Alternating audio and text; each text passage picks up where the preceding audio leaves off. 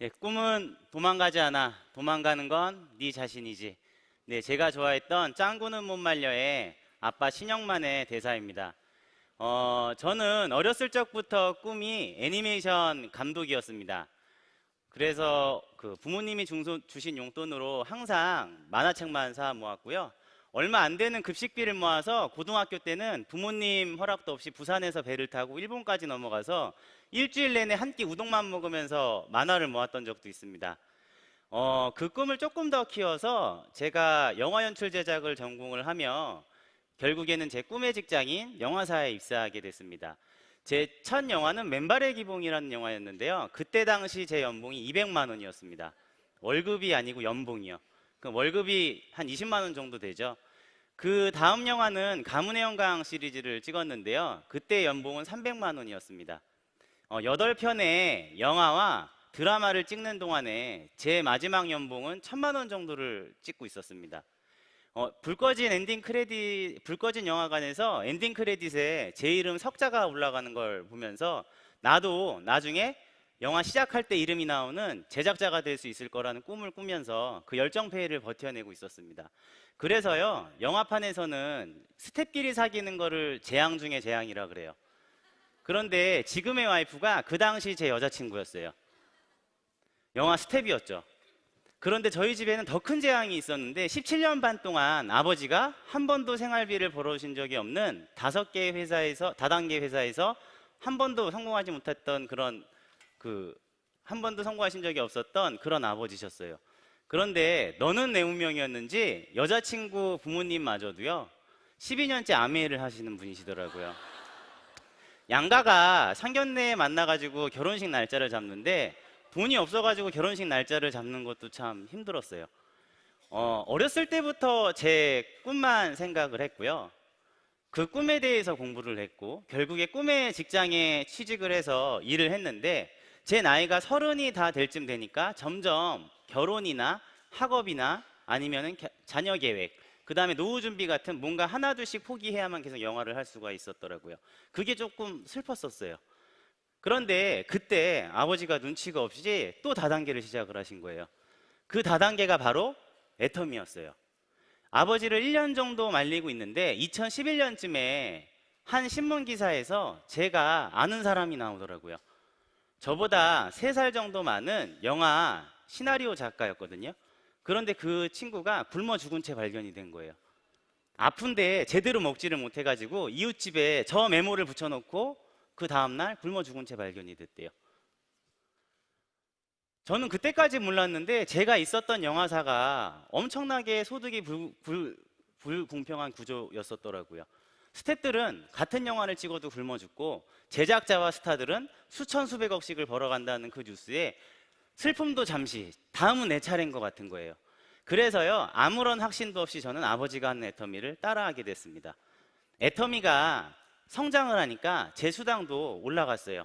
한 월 500쯤 됐을 때 드디어 아까 그 지방과 결혼을 하게 됩니다. 결혼을 해서요 첫 인사를 드리러 갔어요. 추석 때 저희 장인어른 댁은요 5남매세요. 그런데 그 5남매 부부가 10명이서 전부 다 아메이 하고 계시더라고요. 인사를 드리는데요 제가 인사를 드리러 간 건지 타사의 공격을 받으러 간 건지 헷갈리는 거예요. 제가 하도 공격을 당해가지고요 대들었어요. 장인어른 그럼 한 달에 얼마 정도 버세요? 그랬더니 아무렇지도 않은 식의 나 한 달은 아니고 2달에 20만 원 벌어 그러시는 거예요. 그래서 제가 그러면은 저는 애터미에서 한 1년 정도 만에 한 200 정도를 벌었는데 애터미 알아보시는 게 더 낫지 않을까요? 그랬더니 장인어른께서 이러시는 거예요. 나 애터미가 더 제품 좋은 거 알아. 사위 나 니네 회사 보상 플랜이 더 쉬운 거 알아. 근데 나 애터미 안 해 하면서 지금 저 전문지를 저한테 보여주시기 시작했습니다. 전문지의 내용은 뭐였었냐면요 한국 토종 네트워크 마케팅 회사는 장수하는 게 아니라 단명하는데 고작 수명이 2년밖에 안 된대요. 그런데요 그 기사가 내용이 아주 간단했어요. 첫 번째, 좋지 않은 품질을 비싸게 판다. 두 번째, 그 사실을 제대로 인지하고 있는 CEO가 없다라는 거예요. 그래서 애터미를 하실 수 없다 그러시더라고요. 그래서 제가 뭐라 그랬냐면 저희 애터미도 아메이처럼 50년 동안 좋은 제품 싸게 팔면서 보상 플랜 안 바꿀 수 있는 착한 다단계입니다 그랬더니 장인어른께서 야 그럼 50년 뒤에 와라 그러시더라고요. 내가 그때 가입이라도 해줄게 그러시는 거예요. 너무 열받아서 장인어른 댁에서 안 자고 그냥 왔어요. 오는 내내 생각을 해보니까 장인어른 말이 맞더라고요. 왜 애터미가 생존할 수 있는지 저는 장인어른한테 설명을 못한 거예요. 그리고 갑자기 걱정이 되더라고요. 제가 애터미를 할 수 있었던 건 와이프가 허락을 해줘서 그렇거든요. 제 꿈은 종착역이 애터미가 아니었어요. 다시 영화판으로 돌아가는 거거든요. 애터미에서 받는 연금성 소득으로 영화사에 있는 스태프들한테 똑같이 지분을 나눠주는 그런 착한 제작자가 되고 싶었어요. 그런데 애터미가 망하면 어떻게 되는 거죠? 다시 20만 원 받는 허드렛일 스텝으로 돌아가야 되잖아요. 그게 너무 걱정인데 아마 오늘 여기 오신 2030 여러분들도 마찬가지예요. 밖에 나가가지고 애터미 좋은 제품 싸고 정말 좋은 CEO가 있다라고 얘기는 하세요. 그럼 바로 뭐라 그러죠? 그거 다단계잖아 그러잖아요. 그럼 뭐라 그러시죠? 예, 착한 다단계야 그래요. 그거를 못 넘어가더라고요. 그런데 우리 모두의 꿈은 애터미가 최종 목적지가 아니고 애터미를 통해서 우리의 꿈으로 나가는 거잖아요. 그렇죠? 그래서 오늘 애터미가 왜 시대의 흐름에 맞는 착한 다단계인지 그거를 한번 알아보고자 해요. 제가요 그래서 데이터에 굉장히 집착을 했던 것 같아요. 그 2009년도부터 2019년도 애터미가 창립된 연도부터 19년도까지 공정거래위원회에 들어가가지고 다단계 회사의 정보를 싹 다 긁어 모았어요. 그 다음에 질문을 하기 시작을 합니다. 지난 10년 동안 생존한 회사가 어디지라고 질문을 해봤어요. 그러니까요 대부분 다 사라져 버리더라고요. 그 다음 했던 질문은 뭐냐면 그러면 글로벌로 성장한 회사는 어디야? 이렇게 줄어들더라고요.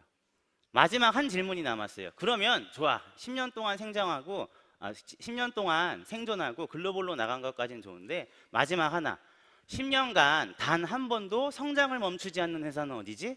하니까 애터미 남더라고요. 질문 또 했어요. 제품 중에 제일 원가율이 높은 회사 어디야? 애터미. 반품률이 제일 낮은 데는 어디지? 애터미. 모든 좋은 성장과 관련되어 있는 지표를 다 대입을 해보잖아요. 애터미 말고는 남는 게 없더라고요. 그런데 최근 2016, 17년 동안 다단계 시장은 호황이 아니라 불황이었어요. 계속 가라앉고 있었단 말이에요. 근데 이 지표가 저를 드디어 결심하게 했습니다. 더 이상 다단계 회사랑은 비교하지 말자고. 이게 무슨 내용이냐면요. 지금 2017년도에 우리나라 전체 다단계 회원 증가수가 몇만 명이라고 돼 있죠? 41만 명입니다. 근데 그 밑에 보시면은 이게 공정거래위원회 자료예요. 애터미 회원이 늘어난 게 몇 명이죠? 42만 명이래요. 이게 무슨 얘기죠? 전체 다단계 회원이 41만 명이 늘었는데 애터미 혼자 42만 명이 늘었대요. 그 밑에 써 있죠. 애터미 회원 증가한 걸 빼면 나머지 회사는 어떻게 된 거다? 감소한 거다예요. 그럼 애터미 회사, 다단계 회사랑 비교를 해야 됩니까? 말아야 됩니까? 말아야 되는데요. 소름이 끼치는 게 하나가 있었어요. 저희 회사 회장님이 계속 그렇게 얘기를 하셨거든요. 다른 유통하고 비교하지 말라고. 이 얘기를 계속 하셨어요. 근데 지표가 어떻게 가고 있냐면 지금 우리나라 경제 성장률과 세계 경제 성장률을 지금 보여드리는 지표인데 지금 2% 3% 성장하고 있을 때 애터미가 어떻게 성장하고 있죠? 고속으로 성장을 하고 있죠. 국가 성장률, 국가 경제가 성장하는 만큼만 성장을 해도 잘했다라 그러는데 그 이상을 지금 성장을 하고 있다라는 거예요. 자, 그래서 제가 뭐랑 비교를 하기 시작했냐면 기존의 유통회사랑 한번 비교를 해보기 시작했습니다. 최근에 나온 책인데요. 노스캐롤라이나 주립대 마케팅 학과 교수님이 우리나라 분이시더라고요. 이분이 최근에 리테일의 미래라는 책을 썼는데 우리가 소비하는 모든 순간순간들이 다 리테일이래요. 여러분들 혹시 카카오톡으로 택시 불러서 타나요? 카카오 택시? 그것도 리테일이에요. 영화관에서 영화 보시죠? 리테일입니다. 핸드폰으로 핸드폰 요금 내시죠? 핸드폰 쓰고 그것도 리테일이에요. 그런데 지금 저 책에는 뭐라고 나오냐면 기존에 있는 유통 강자들도 점점 잘 되는 게 아니라 경제 성장률보다도 성장을 못하고 있다라고 해요. 전 정말 충격을 받았던 게 저분께서 그 얘기를 하시더라고요. 이마트의 2018년도 3분기 순이익이 마이너스 59%래요. 대형마트가 다 침체가 되고 있고요. 백화점이 그나마 한 자릿수로 성장을 하고 있어요. 그런데 그거는 매출이 올라서가 아니라 잘 안 되고 있는 점포를 정리해서 그렇게 됐다라는 거예요. 그런데 분명히 4차 산업혁명의 플랫폼 비즈니스와 관련되어 있는 이 유통망은 계속 성장을 하고 있다는 걸 제가 알게 됐어요. 많은 교수님들의 책과 미디어에 나온 자료들을 통해서 공부를 했는데 지금 시중에서 서점가에서 가장 핫한 책이 두 책입니다. 왼쪽에 있는 책은 뭐냐면 성균관대 최재분 교수님께서 쓰신 포노사피엔스예요. 저건 뭐냐면 2007년도부터 스티브 잡스가 뭘 만들어냈죠? 스마트폰, 아이폰을 만들어냈죠. 그때부터 스마트폰을 몸에 항상 신체의 일부처럼 지니고 다니는 신인류라고 얘기를 해요. 근데 이 사람들이 나타나면서부터 무슨 변화가 일어나기 시작을 했냐면 사람들이 이제 더 이상 대중미디어나 대기업의 자본에 휘둘리지를 않는다는 거예요. 우리 제품 살 때 미디어에서 광고하는 거 사세요? 검색해서 사세요? 검색해서 내가 사고 싶은 때에 사고 싶은 곳에서 제일 싼 데서 사시죠. 모든 권력이 소비자한테 넘어오면서 기존의 유통이 힘들어지기 시작했다는 거예요. 오른쪽에 있는 온라인 쇼핑의 종말이라는 책은 뭐라고 얘기를 하냐면 그래서 100이면 100 다양한 소비자들이 똑같은 선택을 하는 게 아니라 어떤 선택을 한다? 다른 선택을 한다는 거예요. 그래서 저기에 대응을 못하는 회사들은 침체가 되는 거고 대응을 하는 회사들은 지표가 어떻게 난다고요? 애터미처럼 고속으로 성장한다는 겁니다. 그래서요 제가 뭐에 대해서 알아봤냐면 그럼 어떤 회사가 제일 유명한데 모든 책이 유통에 관련돼 있는 책은 이 한 회사를 가리킵니다. 어디죠? 아마존입니다. 근데 아마존이 어떤 회사인지 잘 모르시더라고요. 백과사전에 여러분 지식백과사전에 아마존을 찾으면 끝에 항상 뭐라고 붙냐면요 유통업체들의 저승사자라고 표현을 해요. 유통업체의 저승사자. 자, 작년만 하더라도 이렇게 수많은 업체들이 폐업을 했는데요. 125년 전통의 시어스 백화점이 결국에 파산했어요. 아마존 때문에. 제가 항상 애기 장난감을 사러 갈 때 토이저러스 가거든요. 근데 그 토이저러스라는 세계적인 유통 체인을 가진 장난감 백화점이 아마존 때문에 망한 27번째 회사가 됐습니다. 시가총액 한번 보여드릴까요? 몇 조죠? 1093조예요. 세계 2위입니다. 우리나라 전체 상장기업 삼성전자까지 포함한 게 2000조가 좀 넘어요. 근데 저 회사가 절반을 하고 있는 거예요. 자, 아마존 20년 동안 계속 20%씩 성장을 하고 있고요. 지금 이 가운데에 있는 지표는 뭐냐면 온라인 매출 비중이에요. 아마존이 미국 온라인 매출 비중의 49.1%를 차지를 하고 있습니다. 2위 이베이 하고요. 월마트, 코스트코 2위부터 10위까지 다 더해도 아마존한테 게임이 될까요? 안 될까요? 안 되고 있다라는 얘기예요. 자, 제가 아마존이 그 어마어마한 돈으로 뭘 하고 있는지를 좀 보여드릴게요. Meet Amazon's newest holiday workers, the Kiva robots. At this fulfillment center in Tracy, California, more than 3,000 of them cruise the warehouse floor, helping employees fill 고객이 millions of 주문하면은 orders. 배송 담당하는 직원 앞으로 갖다 놓는 거예요. Goes out and picks the right pot of inventory and brings it back just at the right time for the person to pick the item out to go in that. 네, 경영 효율이 굉장히 높아지겠죠. 구글은 지금 이게 그 상용화를 허가를 받았는데 아마존 지금 베타 테스트하고 있거든요. 이거 한번 보여드릴게요. 드론이 배송하는 거 보이세요? 저 밑에?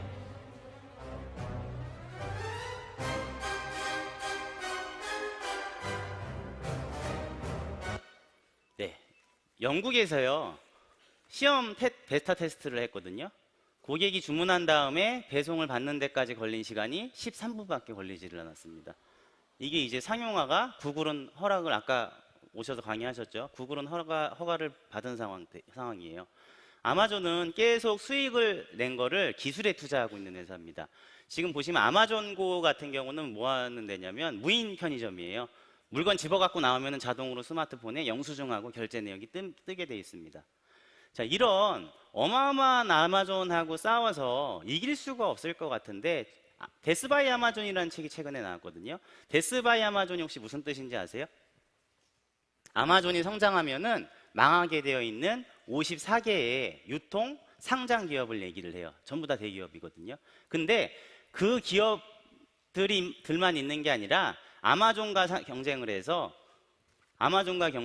살아남고 있는 회사가 있다라는 거예요. 똑같이 경쟁을 해서 똑같은 수익을 내는 그런 회사들이 있다. 그런데 그 회사들의 전략을 보니까 두 가지가 있대요. 첫 번째가 뭐라고요? 압도적인 상품력입니다. 자, 지금 이게 무슨 얘기냐면 우리는 유통업체가 아니라 기술업체다. 우연의 일치로 유통을 한다. 아마존은 오픈마켓형 방식이에요. 무슨 얘기냐면 내가 만약에 칫솔을 팔고 싶죠. 그럼 칫솔을 아까 저 키바 로봇이 있는 데다가 그냥 물류창고에다가 넣어놓기만 하면 아마존이 알아서 주문받고 배송하고 결제하고 반품도 받아주고 고객 응대를 한 다음에 6%에서 15% 정도 수수료만 빼고 나한테 수당을 주는 방식이에요. 결제 대금을. 그런데 문제는 뭐냐면요. 칫솔을 내 것만 팔아줄까요? 아니에요. 수천 수백 개를 수만 개의 칫솔을 팔고 싶은 사람이 있으면 다 팔아줍니다. 가격 경쟁하고 품질 경쟁은 누가 하는 거죠? 내가 알아서 하는 거예요. 내가. 납품하는 사람이 알아서 하는 거라고요. 그런데 최근에 살아남고 있는 회사들이 어떤 거냐면 바로 이 플랫폼 방식을 써요. 자, 뭐라고 나와 있냐면 공급자 선별 중심의 플랫폼 큐레이션형이라고 얘기를 합니다. 대표적인 회사가 어디가 있냐면 마켓컬리라는 회사가 있어요. 지금 마켓컬리의 지표를 보시게 되면은 어떻게 되고 있죠? 고속 성장하고 있죠? 자, 애터미 방식은 이런 방식이에요. 어떤 방식이냐면 칫솔을 팔아요. 그런데 칫솔을 그냥 파는 게 아니라 그냥 아무 회사나 애터미 플랫폼에 올려놓으세요 이 뜻이 아니에요. 애터미가 귀찮지만 고객들을 위해서 최고의 칫솔을 하나를 선택해 드릴게요. 절대 품질의 제품을 하나를 선택해 드릴 테니까 이거를 고르시면 됩니다. 이거예요. 근데 이게 일품일사 원칙이라고 해서 저희가 이 방법을 채택을 하고 있는데 플랫폼 시대의 유통회사에서는요, 일품일사는 목에 칼을 들이지지 않고는 할 수가 없는 짓이에요. 아까도 분명히 말씀드렸지만 스마트폰 시대, 이 포노사피엔스 시대에는 다양한 소비자가 어떤 선택을 한다 그랬죠? 다양한 선택을 하기 때문에 그래요. 그런데 한 칫솔만 판다고요? 말이 안 되는 거잖아요. 근데 이 칫솔이 1초에 지금 한 개씩 팔리고 있어요.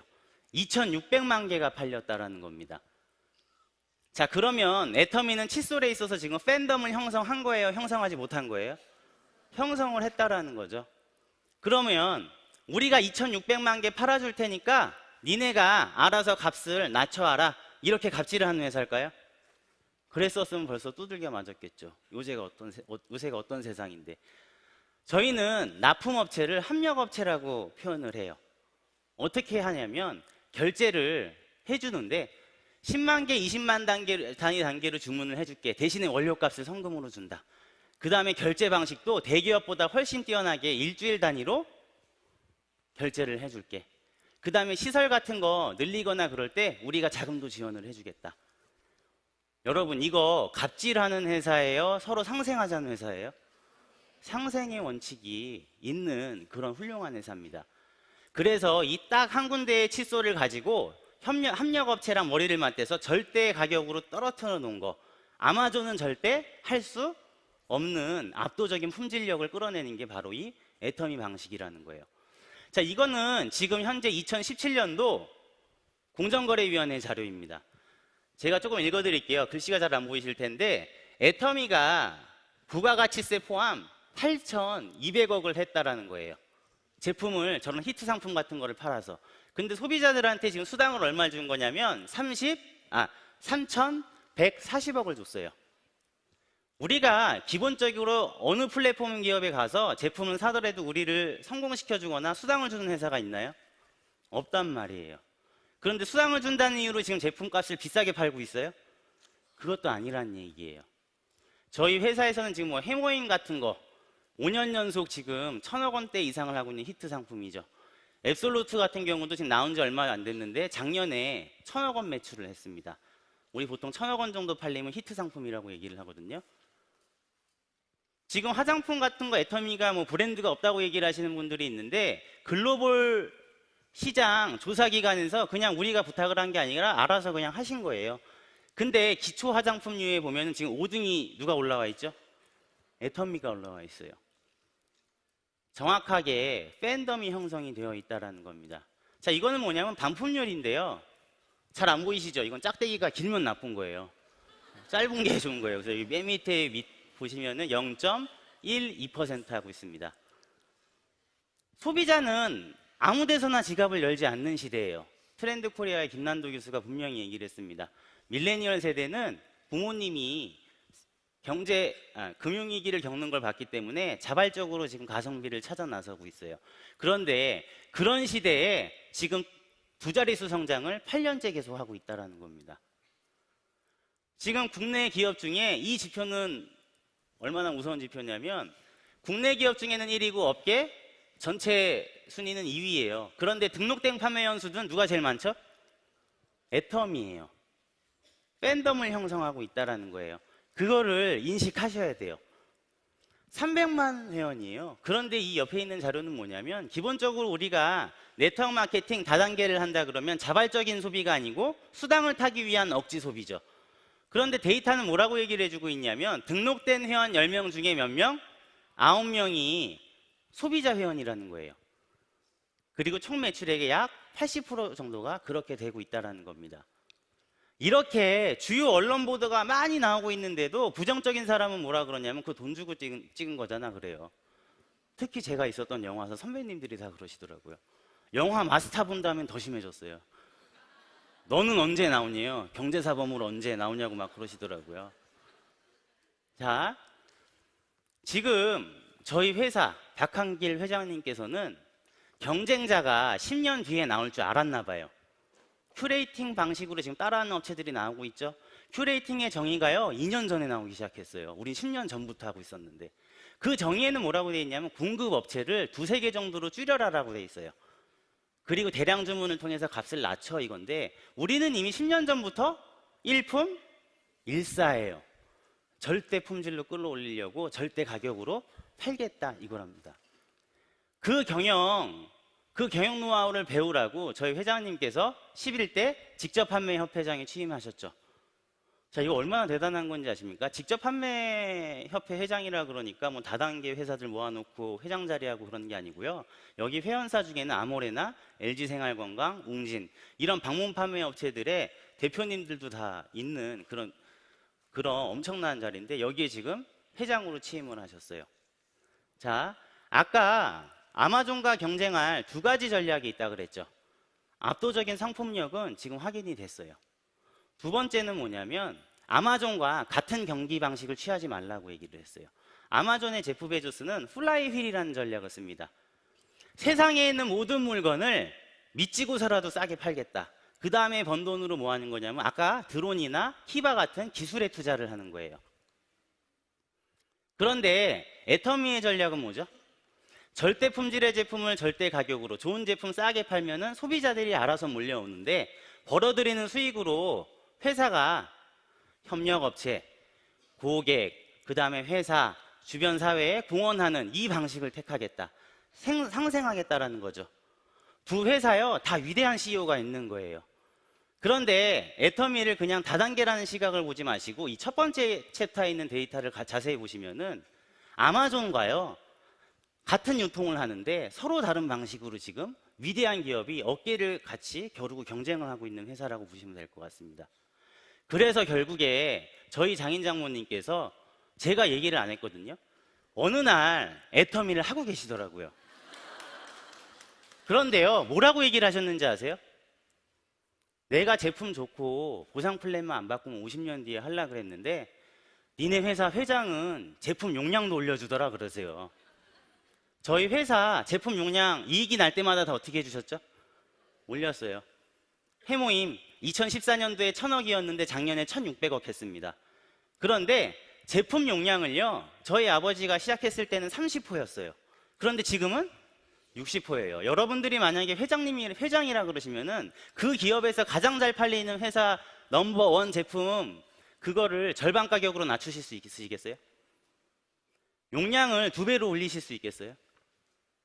거기에 감동하는 거예요. 팬들은 애터미 제품의 팬들은 거기에 감동을 하는 거예요. 만족을 시켜주는 게 아니라 나를 성공시켜주는 거다라는 그 감동, 그거를 아셨으면 좋겠습니다. 네, 이제 두 번째 챕터로 넘어가려고 그러는데 제가 사실 이 두 번째 챕터는 굉장히 고민을 많이 했어요. 왜 고민을 많이 했냐면 글로벌 지표를 비교하기 위해서는 이 회사가 제일 뛰어난데 중요한 게 우리랑 같은 유통 분야가 아니에요. 하지만 시사하는 점은 애터미의 문화와 굉장히 흡사합니다. 자, 요새 글로벌이라는 게 선택인가요? 필수인가요? 필수예요. 내가 동네 구멍가게 할 거 아니면 필수예요. 그런데 아까 얘기했던, 아까 그 앞에 구글 강의 들으셨던 것처럼 5G가 이미 상용화가 됐어요. 해외 직구는 기본이에요. 미디어 플랫폼 때문에 여기에서 인기가 있는 영상은 90개국에 금방 나갈 수가 있습니다. 글로벌은 당연한 건데 제가 이 회사 지표가 유통이 아니어서 좀 걱정이 되는데 아까 그 구글 강의하면서 제가 조금 긴장이 됐어요. 왜 그러냐면 제가 사실 기업을 갖고 온 게 아니라 아이돌 그룹을 갖고 나왔습니다. 바로 방탄소년단인데요. 예, 죄송합니다. 약간 아미 팬들이 계시다고 했는데 제가 올라오기 전에 한번 체크를 해봤는데 비난하는 내용은 절대 없어요. 지금 그 세종대왕보다도 한글을 더 많이 글로벌로 알린 사람들이라고 그러죠.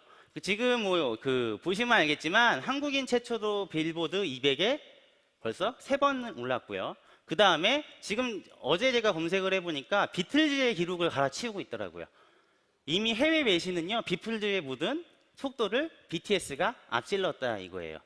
그런데 이 BTS는 좀 재밌는 게 뭐냐면 대형 기획사에서 만든 아이돌이 아니에요.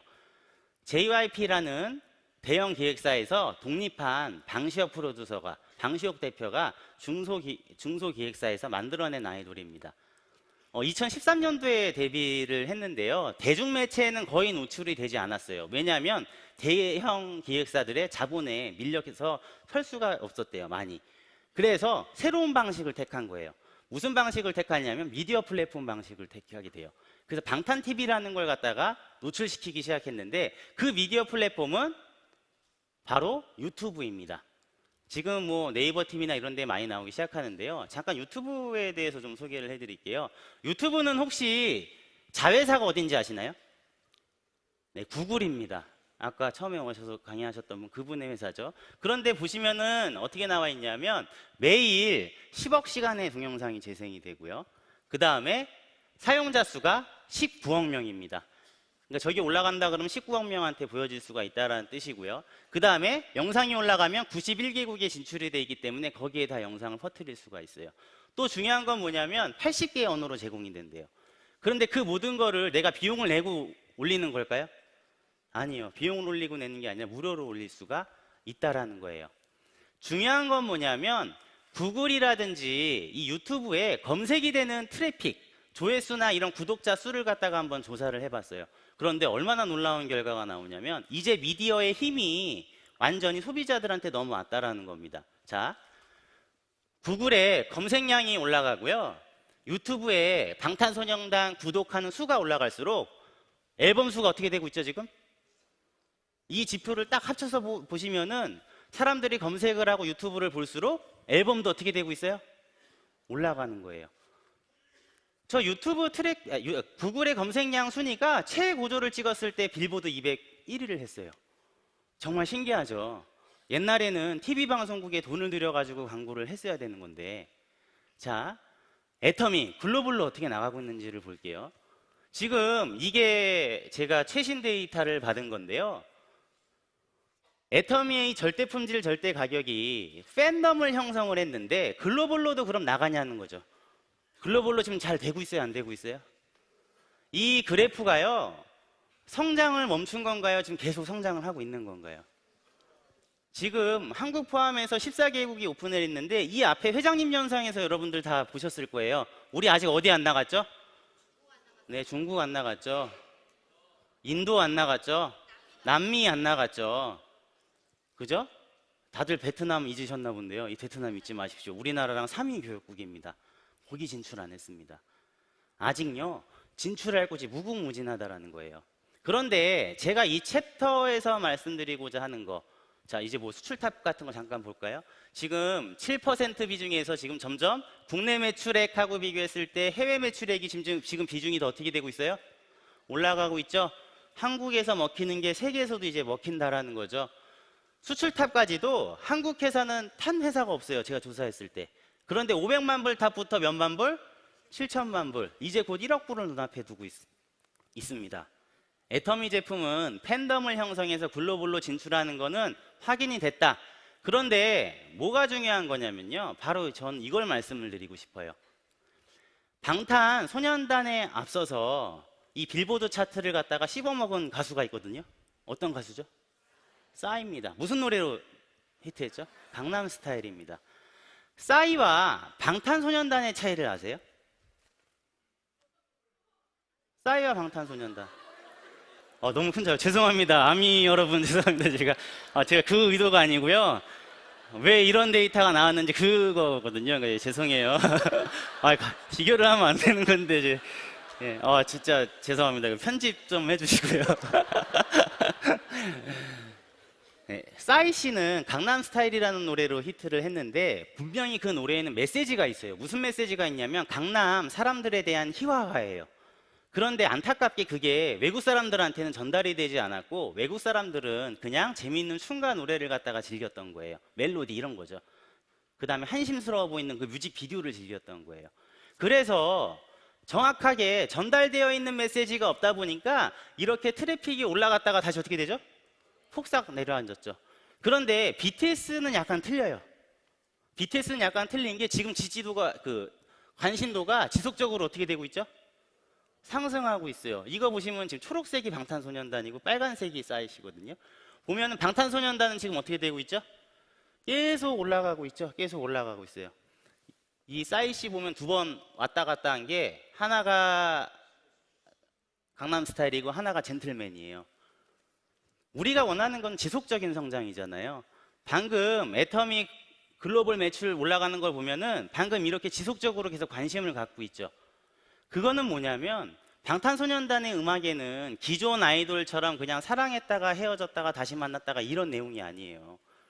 들어보시면 알겠지만 굉장히 청소년들의 고민, 청춘들의 고민, 꿈과 희망과 수저계급론, N4 세대, 열정페이 이런 노래들이 이런 가사들이 거기서 막 나온단 말이에요. 멤버 RM이 유엔에서 연설한 걸 보시게 되면 보통 아이돌이 아니라는 걸 알게 되실 거예요. 분명히 이 노래 가사에 전달이 되는 메시지가 해외에서도 전달을 받고 있는 거거든요. 그래서 팬덤이 킬러 컨텐츠라는 그 메시지를 만나게 되면은 폭발적으로 상승한다라는 데이터예요. 이 킬러 컨텐츠라는 거는 누구나 모방을 할 수가 있을까요? 제가 만약에 방탄소년단 노래를 배우고 춤을 춘다 그래서 방탄소년단 같이 될 수가 있어요, 없어요? 네, 죄송합니다. 네, 될 수가 없죠. 따라할 수가 없단 말이에요. 애터미의 제품, 품질, 보상 플랜 이런 거 쫓아할 수는 있어요. 그런데 분명히 애터미와 비교했을 때 절대로 쫓아할 수 없는 게 있거든요. 저는 그거를 시스템이라고 생각을 해요. 시스템. 애터미 시스템은 누가 제공하죠? 회사가 전부 다 제공을 합니다. 저는 그게 처음에 불편하다라고 생각을 했는데 회사가 전부 다 제공을 해요. 전국의 10개 도시에서 다원 생방송을 하거든요. 그런데 그게 어떤 건지 잘 모르세요. 방송국에 계신 분들이 매달 석세스 세미나를 10개 지역에서 다원 생중계를 한다 그러면 뭐라 그러시냐면 아니 월드컵이나 올림픽 할 때도 그렇게 안 하는데 어떻게 그거에 한 번도 방송 사고가 안 나고 이렇게 잘 돼요? 그러세요. 이 킬러 컨텐츠를 제공하기 위해서 이런 엄청난 자본을 회사가 투자를 한 건데 아주 중요한 거예요. 우리 제품 광고 하나요? 안 하죠. 그 광고 누가 해요? 우리가 해요. 그런데 회원들 중에서는 아까 회장님 영상처럼 잘난 사람도 있고 못난 사람도 있고 배운 사람도 있고 못 배운 사람도 있어요. 그 사람들이 다 지금 각자 자기의 꿈을 팔고 있는 거예요. 애터미 제품하고. 내가 이래서 애터미를 한다면서 이런 절대 제품, 절대 가격으로 제품을 써봐라고 전달을 하고 있는 거잖아요. 그런데 그거를 한 군데로 다 모아놓은 거죠. 회사가. 무장을 시키는 거예요. 아까 구글 강사님께서 너무 좋게 표현하셨더라고요. 회사의 경영 방침하고 철학, 그 다음에 우리의 꿈 같은 거를 다 한 군데로 통합을 해가지고 국내뿐만이 아니라 해외까지 전부 다 어떻게 해주고 있죠? 이 시스템을 회사가 제공을 하고 있는 거예요. 다른 기업들은 이거를 그룹마다 그 리더분들이 다 해요. 돈 내고. 저희 아버지가 9년 아메이 하셨거든요. 제가 초등학교 4학년 때부터 시작하셨어요. 식당 문 닫으시면은 청주에서 스폰서라는 분이 올라오셔가지고 자기의 시스템이라 그러면서 막 가르쳐줘요. 저희 아버지가 한 5년 배우시더니 아닌 것 같습니다. 저는 다른 데로 갈아타겠습니다 하고 가시더라고요. 다른 스폰서를 또 만나서 그분한테 시스템을 배우셨어요. 근데 또 그게 아닌 것 같다고 결국에 9년 만에 아메이를 그만두셨습니다. 그러고 나서 시간이 한참 지나서 애터미를 하신 다음에 그 두 분을 다시 찾아갔어요. 이 회사는 다른 시스템이 있다고 한번 같이 해보자고. 1년을 반대하시고 그 두 분이 결국에 나오셨습니다. 어떻게 됐을까요? 애터미 시스템 안에서는. 두 분이 지금 로얄 마스터의 로얄 리더스 클럽에 계세요. 밝히지는 않으시더라고요. 본인이 저희 아버지 그 아메이 때 스폰서셨다는 거. 애터미의 이 시스템에는 어떤 게 있는 거냐면 잘난 사람, 못난 사람, 가진 사람, 못 배운 사람 모두 다 재심, 합력을 하는 문화가 있습니다. 지금 뭐 글로벌로 이렇게 성공 시스템이 나가는 것들이 보이죠. 자, 이 플랫폼 기업들이 지금 이렇게 애터미 착한 다단계라는 걸 플랫폼 기업하고 좀 비교를 해서 설명을 하려고 했는데 안타까운 게 뭐냐면 이 플랫폼 기업은 좋은 면만 있는 게 아니에요. 어두운 면이 있습니다. 최근에 서울대공대 유기훈 교수님 팀이 미래 도시 사회에 4개의 계급이 있다라고 해서 책을 썼어요. 미래사회 보고서라는 책을. 근데 그 책 첫 챕터가 뭐라고 나오냐면 플랫폼에 대해서 나옵니다. 앞으로 미래는 플랫폼을 소유한 사람들, 플랫폼을 투자를 한 사람들이 제1계급 플랫폼 소유주로서 전 세계 인구의 0.001%를 차지한다 그래요. 두 번째, 아까 우리 구글 강사님처럼 그럼 로봇, AI, 인공지능 설계잖아. 이 유튜브를 통해서 영향력을 끼칠 수 있는 그 유튜버, 이런 스타들, 이런 사람들을 플랫폼 스타라 그래서 0.002%를 차지한다 그래요. 둘 다 더하면 얼마죠? 0.003%가 최상위층이에요. 그런데 세 번째 계급이 얼마나 충격적이냐면 사람이 아니에요. 인공지능이에요. 아까 구글의 홈 그 비서 스피커 틀어주셨죠? 미용실 예약하는 거. 걔네들이 이제 우리의 모든 일자리를 다 갖는 거예요. 그리고 걔네들이 안 하는 일, 허드렛 일, 비정규직, 고용되지도 못하고 항상 일거리를 찾아다니는 그런 사람들. 그런 사람들을 뭐라고 하냐면 프레카리아트라 그래요. 그 사람들이 99.997%라고 하면서 교수님이 나도 결국엔 저렇게 될 거야 라고 그 책에 쓰셨어요. 이 플랫폼 기업은 좋은 거는 유지비가 굉장히 낮아요. 손님이 100명, 1000명, 2000명이 오던 서버만 늘리면 된다는 장점이 있어요. 대신에 우리들의 일자리는 어떻게 되는 거죠? 없어지는 거예요. PPT 보시면 알겠지만 이 스캇 갤러웨이라고 뉴욕대 교수님이세요. 테드톡 아시나요? 테드톡에 나오셔가지고요 엄청난 욕을 퍼부었어요. 이 4개의 기업들에 대해서. 뭐라고 했죠? 우리들의 일자리를 파괴하고 있다. 그 밑에 도널드 트럼프 대통령은 뭐라고 얘기를 했냐면 세금을 거의 내지 않는다라 그래요. 여러분들 혹시 공주에서요 세금을 제일 많이 내는 기업이 어딘지 아시나요? 네, 애터미입니다. 그런데 아마존 작년에 270조 했습니다. 매출. 근데 세금 얼마 냈죠? 세금 얼마 냈다고 돼 있죠? 0원 냈습니다. 그런데 기사가 정정이 됐죠. 0원 내신 게 아니고요 1,500억 환급 받으셨어요. 근데 불법으로 환급 받으신 게 아니라 합법적인 거예요. 세금 정책이 그렇게 돼 있어서 1,500억을 환급을 받았습니다. 자, GM 2016년도에 모빌리티 플랫폼이죠. 우버에 560억을 투자하고 2017년에 한국에 군산 공장을 폐쇄를 했습니다.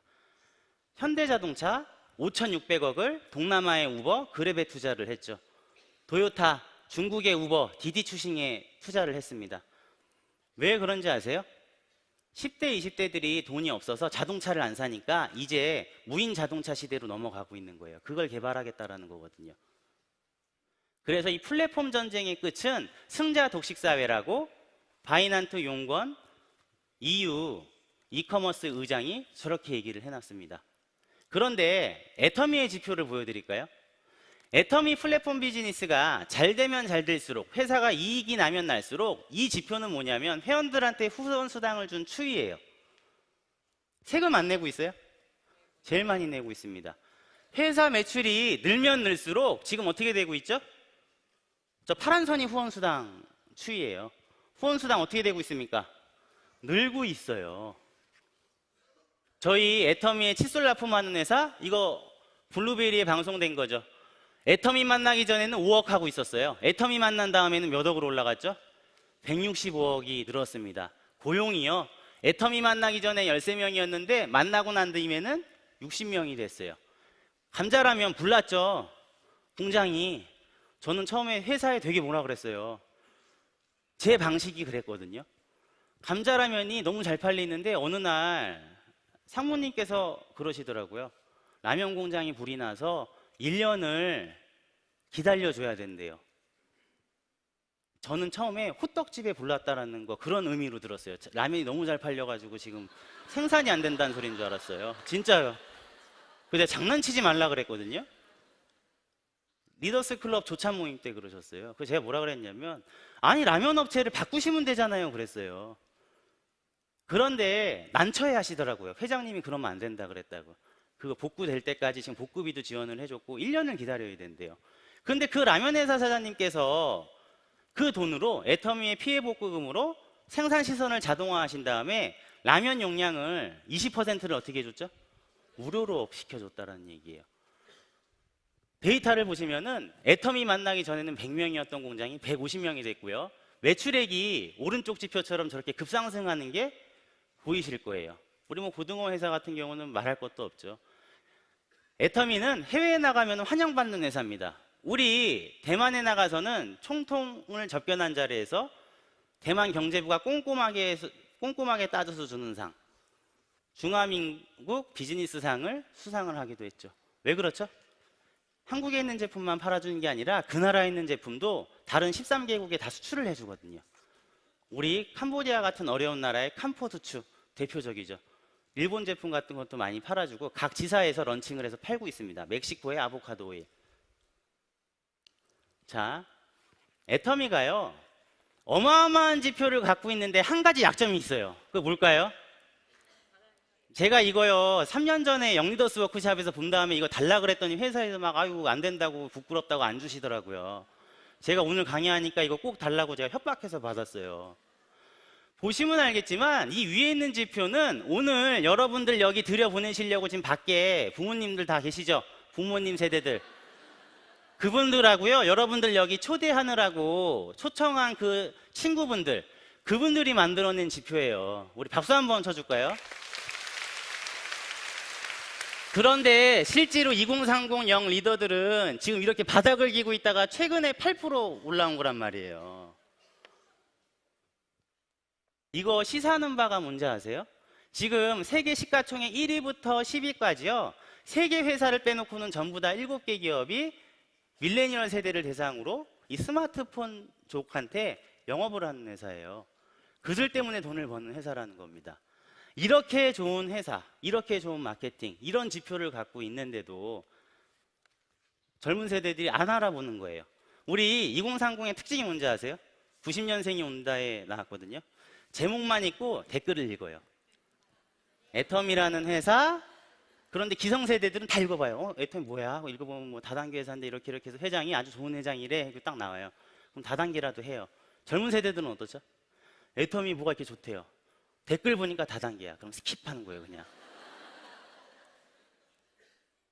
참여를 해주셔야 되는 건데, 이런 지표가, 좋은 우수한 지표가 나왔으니까 니네 이제 2030 이렇게 하려고 그러는 거 아니야? 그러실 수 있어요.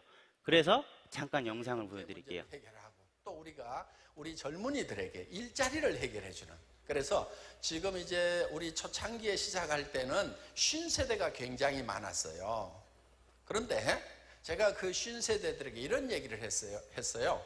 솔직히 지금 온 50세대들 나 별로 기대가 안 된다. 그런데 여기서 조금만 더 가면은 신세대들이 올 거다 하는 거예요.